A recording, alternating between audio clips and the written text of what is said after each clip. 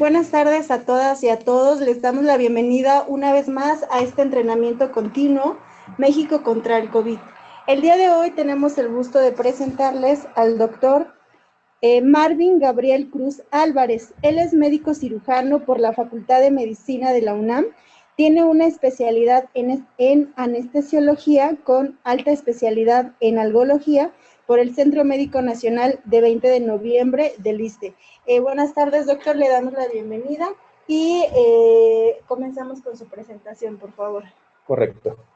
Muchas gracias, muy buenas tardes. Primero que nada, quiero agradecer la oportunidad de estar aquí en este foro con todos ustedes. Muchas gracias por la atención a todos. Entonces, pues vamos a comenzar. Pues básicamente la pandemia nos ha pegado a todas las especialidades. Aún no se saben muchas cosas. Realmente, respecto a dolor, se han encontrado artículos, pero hay todavía una escasa bibliografía respecto al dolor, ¿sale? Entonces, vamos a comenzar. Pues todo comienza en diciembre de 2019. La Comisión Nacional de Salud y Sanidad de Wuhan informó una serie de casos de neumonía de etiología desconocida. Todo coincidía con un mercado de mayorista de mariscos y pescados de animales vivos en la ciudad de Wuhan. El 7 de enero del 2020, las autoridades chinas identificaron la familia de coronavirus denominado SARS-CoV-2 que produce la enfermedad de COVID-19. Ya el primer caso de COVID-19 se detectó el 27 de febrero del 2020 aquí en la Ciudad de México y para el 30 de abril, 64 días después del primer contacto, ya teníamos un total de 19.224 casos confirmados. Como se ve, pues la enfermedad avanza muy rápido y pues realmente nos ha tocado aprender a todas las especialidades respecto a eso. Algología pues no es la excepción que tenga que aprender respecto a la pandemia. Entonces, para empezar a aterrizar un poco el tema respecto al dolor, hay que hablar un poquito de los síntomas post-COVID-19. Son los síntomas y signos o parámetros clínicos que persisten más de 3 semanas después del inicio del COVID-19 y no regresan a una línea de base saludable, pueden potencialmente considerarse efectos a largo plazo de la enfermedad. Esto se da principalmente en sobrevivientes de enfermedades graves o críticas. Sin embargo, los pacientes que no estuvieron no tan graves tampoco son la excepción. Como vemos en este esquema, pues realmente la sintomatología después del COVID se presenta en todos los sistemas, neurológico, pulmonar, cardíaco, renal, ¿sale? Entonces, ¿pero qué está ocasionando que estos síntomas sigan después de la enfermedad o posterior a la curación de la enfermedad? Aún no se ha establecido si el sexo, el género, la edad, la etnia o las condiciones de salud subyacente, la cantidad de virus puedan afectarlo. Entonces, falta estudiar más. Entonces, bueno, respecto a los síntomas posteriores a COVID, aquí les muestro esta gráfica. Entonces, aquí tenemos, no sé, que de principales dolores son cefaleas, dolores articulares y dolor en el tórax. En este caso, y por la experiencia que hemos tenido en el Centro Nacional Médico 20 de noviembre, pues vamos a hablar más del dolor articular y osteomuscular después del COVID. Entonces, ¿por qué se ocasiona? Bueno, para poder empezar a ver por qué se ocasiona, pues vamos a tener que, pues como ya es bien sabido, el SARS-CoV-2 actúa sobre los receptores de angiotensina tipo 2, entonces por ahí va un poco la explicación.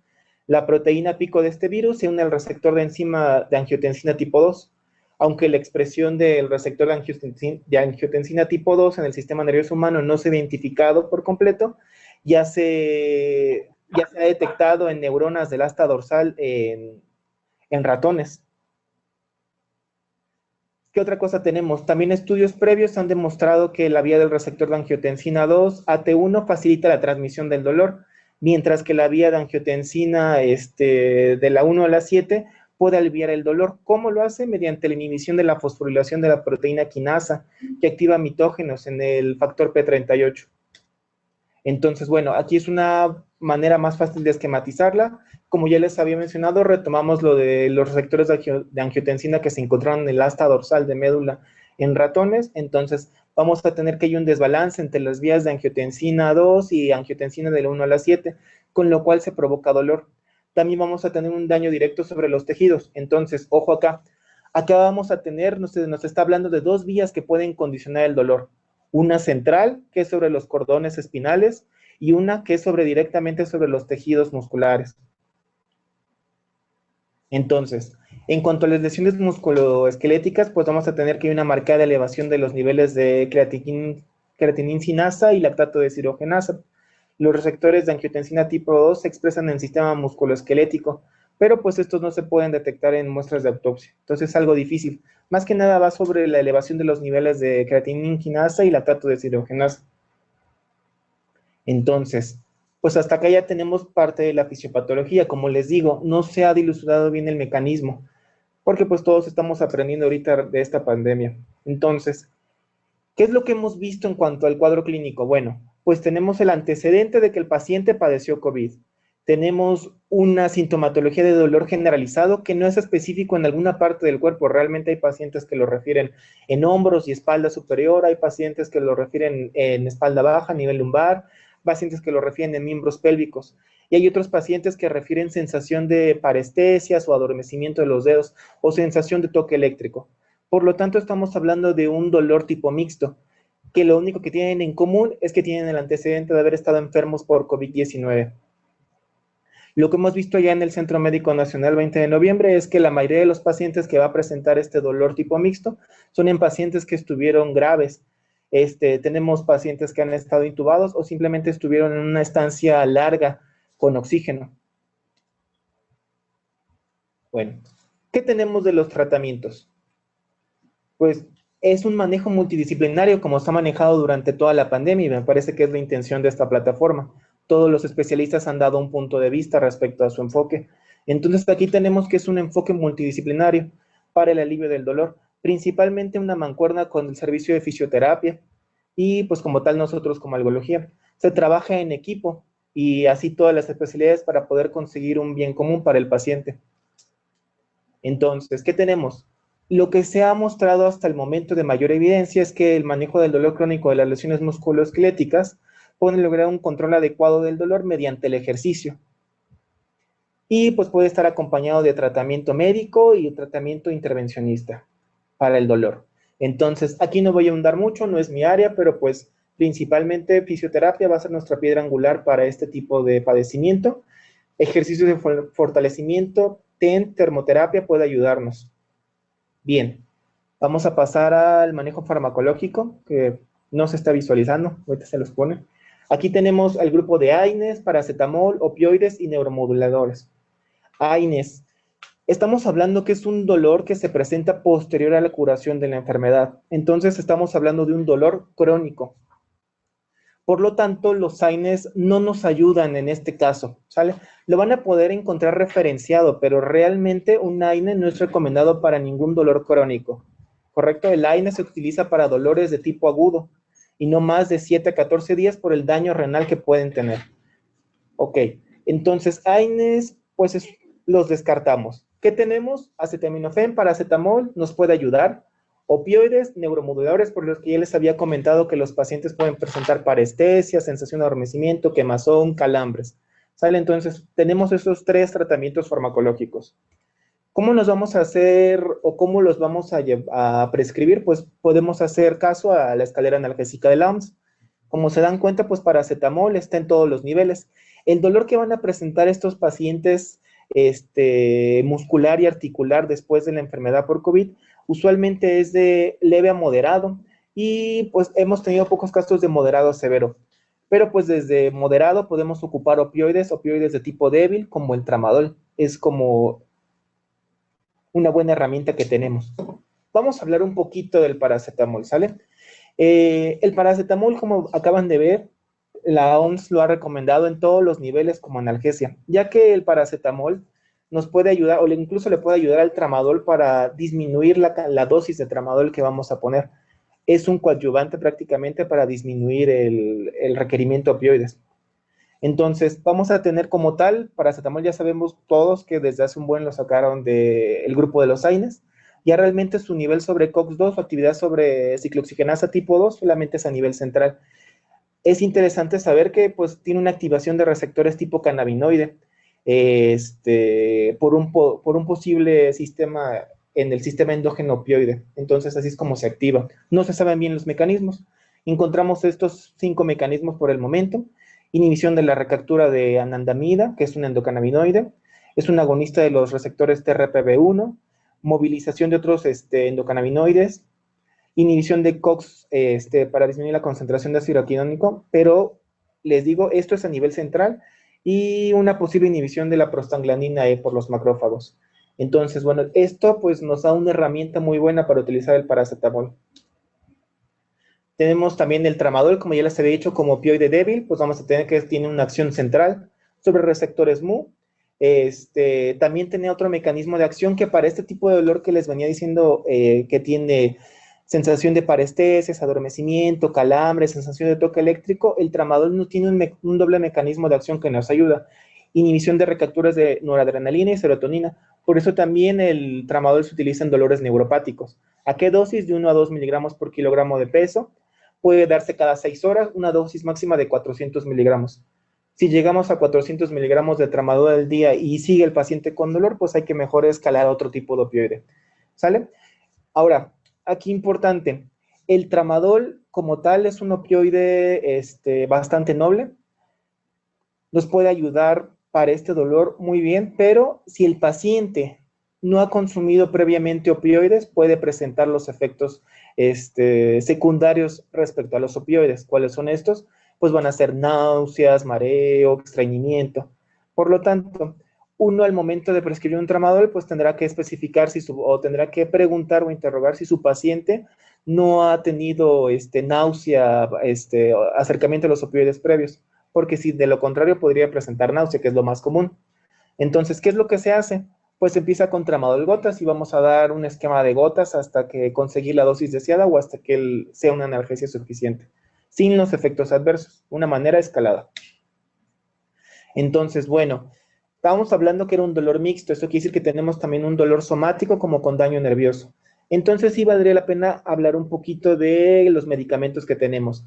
Los medicamentos que tenemos también de los neuromoduladores, pues vamos a tener los que más evidencia han arrojado, gabapentinoides e inhibidores de la recaptura de serotonina, ¿sale? Antidepresivos tricíclicos, perdón. Entonces, ¿cuáles van a ser? ¿Cuál es el que ha mostrado mayor evidencia para tratamiento de dolor neuropático? Pues la mitriptilina. A dosis de 25 miligramos o 50, no más de ahí, es suficiente para tratar el dolor. En cuanto a los gabapentinoides, pues tenemos los pilares pregabalina y gabapentina. Dependiendo de la bibliografía que puedan encontrar, hay revisiones que dice que la pregabalina podemos escalarla hasta dosis de 1200 a 1800, pero realmente no conozco ningún paciente que pueda tolerar esas dosis. Y ya cuando estamos llegando a dosis tope, pues podemos hacer uso de otras herramientas. En cuanto a la gabapentina, lo mismo, 300, las cápsulas vienen de 300 miligramos, las dosis pueden ir igual de 1200 a 1600, pero realmente es demasiado fármaco que lo tolere.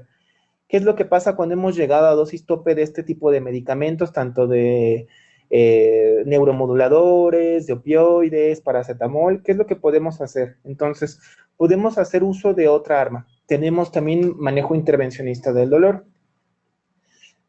¿Sale? Entonces, respecto al manejo intervencionista del dolor, ¿qué podemos hacer? Pues estamos hablando que son lesiones musculares, articulares. No tienen una localización específica, pero pues son musculares. Entonces, podemos hacer uso de la proloterapia, la utilización de un anestésico local tipo bupivacaína con una solución glucosada al 5% o al 25% puede ayudarnos para hacer la proloterapia. ¿Cómo nos va a ayudar la proloterapia? Bueno, utilizan una estimulación celular y de la matriz extracelular inducido por la acción mecánica durante la introducción de la aguja. Ese es uno de sus mecanismos de acción y es un mecanismo de acción que también ocupan los fisioterapeutas mediante la punción seca, nada más que nosotros también ponemos medicamento. Entonces, desde introducir la aguja ya estamos teniendo una estimulación celular y de la matriz. Entonces, ¿qué otra cosa también tenemos? Pues estamos aplicando un medicamento, un anestésico local, ¿sale? Entonces, vamos a tener que va a haber una compresión de las células generado por el volumen que va a estar depositado, dependiendo de donde la pongamos, si es intramuscular o directamente sobre un tendón, ¿sale? Entonces, va a producir factores de crecimiento intracelulares. Aquí importante, si nosotros a esto utilizamos otra herramienta para poder localizar bien la zona donde vamos a introducir el medicamento, es decir, como el ultrasonido, Si lo queremos depositar en un tendón directamente, pues vamos a tener una mejor eficacia del tratamiento si vemos directamente dónde estamos actuando, con la ayuda de una guía visual como el ultrasonido. También vamos a tener que va a tener una neurolisis temporal de los nociceptores y de la quimiomodulación, por lo tanto el paciente va a referir que no va a tener dolor. Es un anestésico local, pues inhibe canales de sodio, inhibe dolor. Más los factores que ya habíamos hablado, pues ayuda un poco a regeneración celular. ¿Qué otra herramienta tenemos? Sobre todo cuando hablamos de daño intraarticular o dolor en las articulaciones. Tenemos el plasma rico en plaquetas. Es derivado de la sangre, tiene se le ha atribuido sus efectos a antiinflamatorios en diferentes lesiones, así como otros efectos biológicos. ¿Cómo? Ese está más estudiado, pues mediante la estimulación de proteínas, induce quimiotaxis y factores proangiogénicos, también genera, sobre todo sobre la angiogénesis y sobre el colágeno. Aquí están los diferentes receptores sobre los que actúa. También incluso tenemos que hay interleucinas en este proceso inflamatorio. Y fibrinógena, vitronectina, pues es un producto derivado de la sangre. Ahora bien, los pacientes posterior a COVID con dolor no son los únicos que han padecido dolor. También nuestros pacientes que ya tenían previamente dolor crónico, pues han padecido de este mal o se les ha agravado su cuadro. Entonces, ¿qué hay de los pacientes que han tenido dolor crónico? De esto se ha estudiado un poco más. Entonces, diversos estudios, tanto clínicos como experimentales, han señalado que el distanciamiento social y la incertidumbre no son buenos para el proceso y el pronóstico de una enfermedad algológica. Entonces, los pacientes con dolor crónico que tengan que estar como cualquier ciudadano en este momento en distanciamiento social por la pandemia, pues pueden empeorar su cuadro físico y emocional. Recuerden que cuando hablamos de dolor, pues no solamente es aliviar el dolor, sino que hay que tratar dolor total. El concepto de dolor total, pues se refiere a que un paciente con dolor crónico, pues se le afecta en su esfera biopsicosocial. Entonces, no puede realizar bien sus actividades social, biológico, pues como tal, su proceso de dolor crónico que ya está degenerado, y psicológico, pues un paciente con dolor constante, pues puede estar deprimido. Entonces, ¿qué tenemos en dolor en tiempos de COVID? Hay un estudio que se hizo en España con 340 participantes, se les hizo una encuesta. Entonces, ¿qué es lo que informan? El 91.4% de los pacientes informa que su dolor crónico se ha aumentado después del confinamiento. 63% apunta que a su calidad del sueño ha empeorado, y 59.4% de las personas percibe que el confinamiento ha incrementado su problema. Entonces, eso no es diferente aquí en México con nuestros pacientes que ya padecían dolor previamente. Entonces, hay otras cuestiones que nos han interesado o que también tanto a los pacientes como a los médicos nos ha preocupado. Si el uso de medicamentos que normalmente tienen estos pacientes puede afectar su inmunidad y por lo tanto hacerlos más susceptibles a padecer esta enfermedad, o incluso si ya la padecen, pues ponerlos en una posición de gravedad. Entonces, bueno, de lo que más dudas hay, pues son de los corticosteroides. Pues hasta el momento no se dispone de una evidencia que pueda aconsejar seguirlos utilizando en el manejo del dolor por el momento. Se recomienda posponer las inyecciones de esteroides intraarticulares o en la columna o en tejidos blandos para reducir el riesgo de esta pandemia, porque hasta el momento pues no hay algún consenso, alguna evidencia científica que nos diga qué podemos hacer. Si llegáramos a necesitar forzosamente de él, pues recomiendan el uso de la dexametasona y la betametasona, que son los que menos deprimen la inmunidad. Entonces, en cuanto a los antiinflamatorios no esteroideos, paracetamol y metamizol, pues ya vimos que al principio de la pandemia, pues decían, no recomendaban el uso de AINES como el ibuprofeno, pero pues eso realmente no se ha llegado a un consenso, y no hay una evidencia específica que pueda dar una recomendación a que no se usen. ¿Cuál era la preocupación hasta este momento? Pues que pueda que bloquee la respuesta antitérmica y pues por lo tanto es un signo de alerta, entonces no podamos darnos cuenta de la enfermedad. ¿Qué es lo que están recomendando? Pues el uso del paracetamol. Y pues recordar que como tal pues es un dolor crónico, entonces realmente no hay tanto problema por ahí porque no se ocupan los AINES en un paciente con dolor crónico.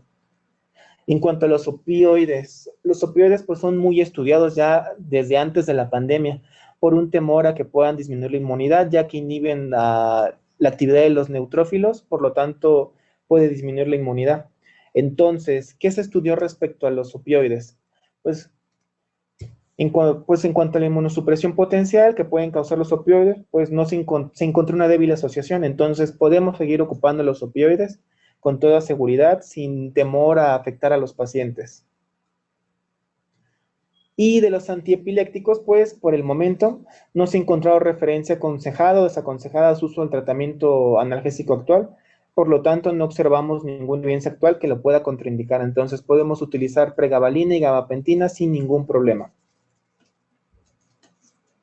Ok, bueno, pues eso es todo por mi parte. Realmente, como les digo, en cuanto al dolor que genera la enfermedad posterior al COVID, hay poca bibliografía.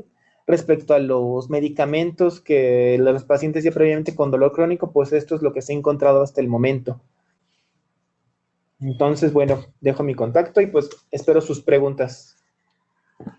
Muchas gracias, doctor. Les recordamos a los participantes que esta es una sesión a micrófono abierto, por lo que si ustedes quieren preguntarle algo al doctor o hacer algún comentario sobre la ponencia, lo pueden hacer alzando la mano desde su plataforma y nosotros les activaremos el micrófono. Mientras, ya tenemos una pregunta. Sí, mientras se animan a participar, pueden hacer las preguntas o comentarios por el chat, pero también si desean hacerle alguna pregunta con micrófono abierto, pues los invitamos a participar en esta sesión. Doctor, aquí hay una pregunta de Mario Flores Jiménez. Él pregunta, ¿qué diferencias tiene la proloterapia de la escleroterapia? Pues realmente es en cuanto a los medicamentos que se está ocupando. En la proloterapia pues se utiliza un anestésico local y en la escleroterapia se utiliza algo que irrite, principalmente es parecido a los alcoholes o como el fenol. Ok, muchas gracias. ¿Alguna otra pregunta en el chat? Sí. Bueno, aquí también nos piden, doctor, que si pueden, que si podemos poner la primera diapositiva. ¿La primera? Ajá. Creo que era la primera, ¿está? Ajá, creo que sí. Sí, eso es lo que nos están pidiendo. A lo mejor ahí vieron algo interesante que quieren apuntar. Mientras, si quieres, de las últimas que pusieron, las leemos. De Gabriel, de Gabriel Díaz, dice, ¿podrían hacer bueno, es una sesión, perdón, de Mónica, ¿el dolor crónico predispone a la enfermedad COVID-19? Es que como que le interfirió un poquito la red en ese momento, entonces no lo escucho muy bien. Como tal, los pacientes con dolor crónico usualmente son pacientes que tienen otros factores de riesgo. ¿Cómo cuáles? Como diabetes, hipertensión, alguna enfermedad oncológica. Entonces, esos son factores de riesgo actualmente para la enfermedad, entonces la respuesta es sí. Tenemos otra pregunta de Isela. ¿Qué opina de aplicar la dexametasona en pacientes diabéticos? Como tal, la dexametasona, pues podemos utilizarla a una dosis baja y podría ser seguro para un paciente diabético controlado. Si el paciente diabético está descontrolado, definitivamente no se recomienda su uso, pero si es un paciente controlado y se va a utilizar una única dosis y a dosis de 4 miligramos o incluso hasta los 8, pero no más de ahí, o ningún otro esteroide como metilprednisolona. De hecho, la dexametasona es el recomendado en un paciente controlado. Muchas gracias, doctor. Aquí tenemos también otra pregunta de Mario Flores. Él pregunta, ¿cuántas clases de agentes proliferantes existen? Yo conozco dos, la dextrosa como agente osmótico y el fenol como agente irritante. Yo también. Yo también conozco esos. Respecto a la Como tal, el agente proliferante está diciendo, ¿verdad? Sí. Como tal, el fenol yo no lo consideraría un agente proliferante. El fenol como tal es como agente destructivo realmente. Entonces, esta destrucción, el fenol lo ocupamos como por ejemplo en enfermedades nerviosas estilo neuralgia del trigémino, no en todas las ocasiones, pero cuando ya no funcionó otros tratamientos como radiofrecuencia utilizamos fenol. Y este tipo de tratamientos pues dejan una anestesia del cuerpo. En cambio, si utilizamos una dextrosa es irritativo e incluso puede doler durante unos días, pero pues va a ser más va a ocasionar a la proliferación que respecto a su pregunta. Clau tiene otra pregunta. De los neuromoduladores, ¿cuánto tiempo es recomendable usarlos y alguna recomendación para su retiro? De los neuromoduladores, pues, ¿cuánto tiempo es recomendable usarlo? El tiempo que tenga, esté padeciendo el dolor neuropático este paciente. Realmente como tal no hay una estimación del tiempo. Lo que sí es importante saber es que el medicamento de los no va a ser efectivo al día siguiente o en cuanto se tome la dosis. Para que este tipo de medicamentos actúe y tengamos el efecto deseado, por lo menos debe de pasar 2 semanas para empezar a ver estos efectos. En cuanto al destete del medicamento, pues realmente pues es irlo reduciendo parcialmente. En un tiempo de 2 semanas es suficiente. Muchas gracias, doctor. Aquí tenemos también otra pregunta de Sayeli. Ella pregunta, ¿qué porcentaje se aumenta de inmunosupresión por el uso de esteroides, doctor? Como tal, un porcentaje no sé decírtelo en este momento realmente. Entonces, como te digo, pues la recomendación por el momento es no ocuparlos y si has de ocupar, pues es dexametasona o betametasona. La siguiente sería de Jazmín Caro Rodríguez, si no me equivoco. Dice, ¿se debe cambiar el tratamiento de un paciente diabético posterior a tener COVID y tratamiento de dexametasona? Se debe cambiar, a ver otra vez. ¿Se debe cambiar el tratamiento de un paciente diabético posterior a tener COVID y tratamiento con dexametasona?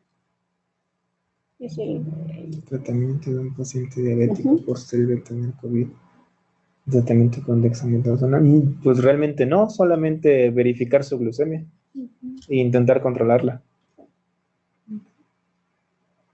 Aquí también tenemos otra pregunta del usuario Anig, que pregunta, si el paciente tiene artritis reumatoide y le diagnostican COVID, ¿qué analgésicos se le agregarían si ya toma todos los mencionados? Si ya toma opioides, pues escalar los opioides, incluso rotarlos, hay más potentes. Podemos utilizar buprenorfina, en diferentes presentaciones, de esos hay muchos parches. Incluso se puede utilizar también parches de fentanil, si fuera el caso, que ya es muy exagerado. O incluso se puede hacer uso de alguna técnica de intervención para ayudar a disminuir. Muy bien, el usuario Lemus comenta que es una excelente presentación y él pregunta, sobre la evidencia sobre efectos secundarios a algunos analgésicos, ¿ya cuentan con algún registro? Tomando en cuenta la dificultad que representa reportarlo, dado que muchas veces se señala algún responsable en lugar de indagar el evento. ¿Ya se cuenta con algún registro? ¿Cómo? Sí, sobre los efectos secundarios de los analgésicos. Si ya hay pues evidencia de cuáles son estos efectos de los diferentes tratamientos. Respecto al COVID, pues realmente es una evidencia débil. Ok, ¿y se cuenta con algún registro, doctor? O sea, hay como, se ha visto que hay ciertos efectos adversos más comunes que otros. No. ¿No? Bueno, también para continuar, para los que están pidiendo que pongan la siguiente diapositiva o que envíen la ponencia, recuerden, como todos los días le comentamos siempre en nuestra página de covidutisalud.gov.mx, van a tener esta, pero tienen esa sesión y todas las demás del 2020 y las del 2021 a su disposición para poder consultar el video cuando gusten. ¿Seguimos con las preguntas? Sí, aquí tenemos otra de Maritza Muñoz que ella dice, para cefalea recurrente que no se dé con paracetamol, ¿Se puede usar el tramadol y por cuánto tiempo? Sí se puede ocupar el tramadol, pero pues también habría que ver el tipo de cefalea que es, porque podría ser algún tipo de migraña, entonces hay tratamientos específicos. Se puede utilizar desde triptanos o opioides, no realmente, e incluso la cafeína puede ayudarnos también con las cefaleas, entonces primero estudiarlo. Si estamos hablando de cefalea post-COVID, realmente no tenemos experiencia en tratarla. ¿Vale? En cuanto al tramadol, pues sí se puede ocupar. La idea de utilizar el tramadol en pacientes con dolor crónico es que el tramadol se use diario y con un horario fijo, no nada más se usa cuando tiene uno dolor. ¿Por qué debe de usarse así, diario, y no nada más cuando uno tiene dolor? Porque tenemos que mantener concentraciones plasmáticas en el cuerpo. De ese modo, por ejemplo, si el paciente toma durante todo el día 200 miligramos de tramadol, pues puede tomarse tal vez 50 miligramos cuando tenga el brote de dolor, como un rescate. Y con respecto a todas estas preguntas, doctor, que están haciendo justo en cuanto al tipo de medicamento, ¿qué recomendación les daría usted a todos los profesionales? Porque también lo que hemos visto es que muchos pacientes con COVID acuden al consultorio, ya sea público o particular, pero también vemos que los tratamientos que les están dando pues son diferenciados. Entonces, como profesional de la salud, también, ¿qué debo de tener en cuenta según pues el tipo de paciente, las enfermedades crónicas? ¿Qué nos podría ampliar un poquito al respecto?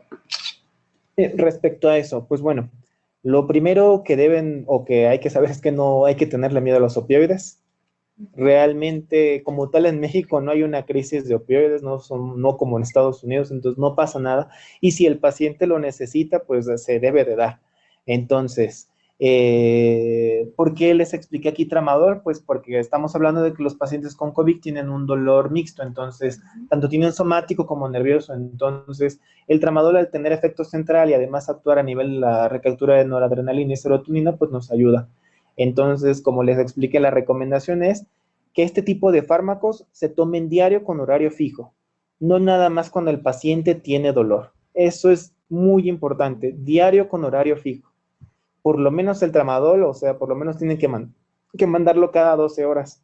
Y les digo, interrogar muy bien si el paciente ha tenido previamente una interacción con opioides. Si no la ha tenido, muy seguramente el paciente va a padecer náusea.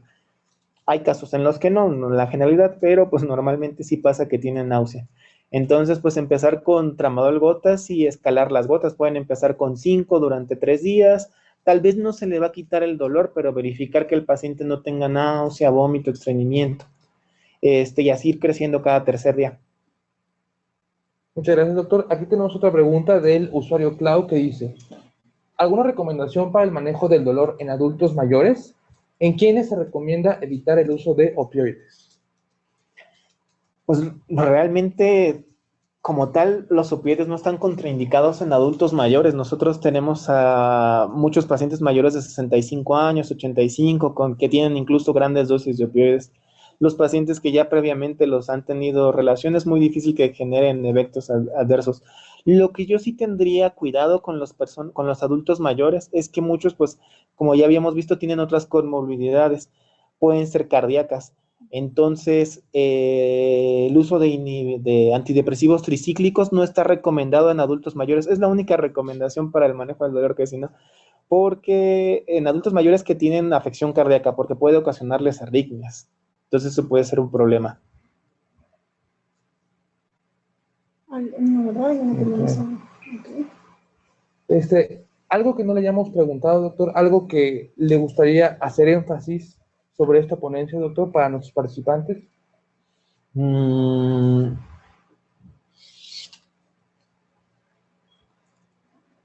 Pues realmente algo que me gustaría hacer énfasis, pues que nadie es protagonista en este caso. En esta pandemia estamos trabajando todos los profesionales de la salud en nuestras diferentes áreas. A todos nos ha llegado pacientes con COVID o con síntomas post-COVID en nuestras diferentes áreas. Realmente ha sido algo nuevo de tratar. Realmente pacientes que estuvieron críticos por COVID y que lleguen después a tu consulta que dicen que tienen dolor, pues es algo nuevo para nosotros. Entonces, realmente también estamos aprendiendo.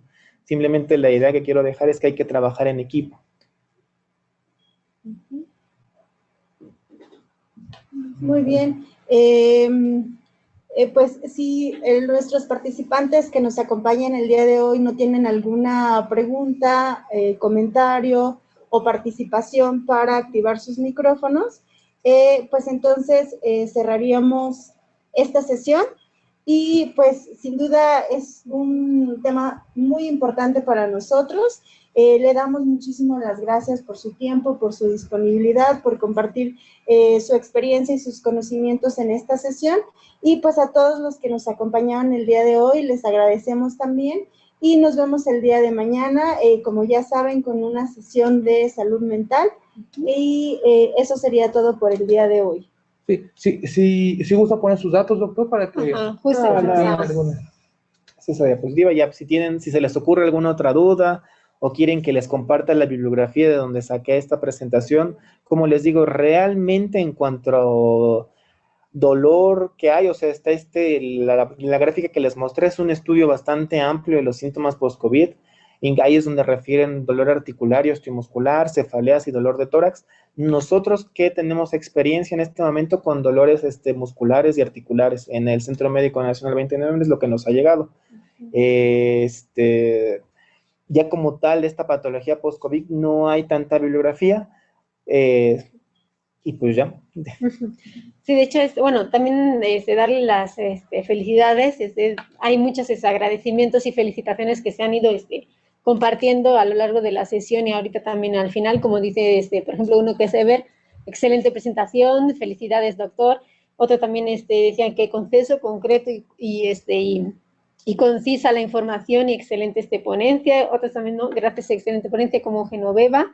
Le agradece mucho, doctor, también su presencia, la claridad del tema y la facilidad de presentación. Y también Regina dice, felicidades, muchas gracias por fomentar. Conocimos, y bueno, los conocimientos, ¿no? Saludos desde el CAICES, PMA, y otras felicitaciones que se nos han ido y que nosotros nos sumamos también a las felicitaciones del público, como no, por siempre una ponencia clara y concisa. No sé si había por ahí otra pregunta que hayáis visto vosotros. No, ya no. Bueno, pues les reiteramos el agradecimiento. Muchas gracias y nos vemos el día de mañana.